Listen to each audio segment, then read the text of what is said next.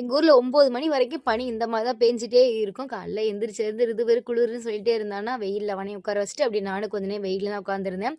அவன் என்னமோ கண்டுக்குட்டியோட சேர்ந்து விளையாண்டுட்டே இருந்தான். அதுக்கப்புறம் அப்படியே அவனுக்கு கொஞ்சம் பால் ஆத்தி குடுத்துட்டு, நானும் இன்னைக்கு ஊருக்கு கிளம்பணும்ல, அதனால எல்லா திங்ஸுமே எடுத்து வைக்க ஸ்டார்ட் பண்ணிட்டேன். கொஞ்சம் ட்ரெஸ் வேற துவைக்க வேண்டியது இருந்துச்சா, அதையும் அப்படியே ஊர்நில போய் துவைச்சுட்டு வந்துட்டு நல்லா தூங்கிட்டேன். எப்பவுமே இங்கேருந்து ஊருக்கு கிளம்புறதா இருந்துச்சுன்னா, மதியமே கிளம்ப ஸ்டார்ட் பண்ணிருவோமா, அப்பதான் அம்மா வீட்டுக்கு போயிட்டு ஈவினிங் எங்க ஊருக்கு போறதுக்கு கரெக்ட்டா இருக்கும். இந்த டைம் இங்கேருந்து கிளம்பும்போதே ஈவினிங் ஆயிருச்சு. அத்தை வேற திட்டிட்டு இருந்தாங்க. "நல்லா பனியில புள்ளைய கூட்டிட்டு போறீங்க" அப்படின்னு. நாங்க அங்கேருந்து கிளம்பும்போதே பனி பெய்யவும் ஸ்டார்ட் ஆயிருச்சா, அத்தையும் வீட்லேருந்து வரும்போது கொஞ்சம் நார்த்தங்கா, பாலு, தேங்காய், அதுக்கப்புறம் சுண்டைக்காய் வேற கிடந்துச்சா, அதுவும் எடுத்துட்டு போ சொன்னாங்க. ஸோ எல்லாத்தையுமே பறிச்சுட்டு அங்கேருந்து கிளம்பிட்டோம்.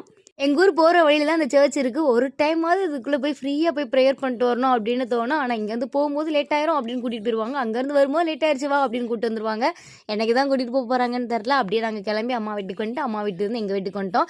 எங்க சுத்தினா நம்ம ஊருக்கு வந்தா தான் நமக்கு ஒரு நிம்மதி.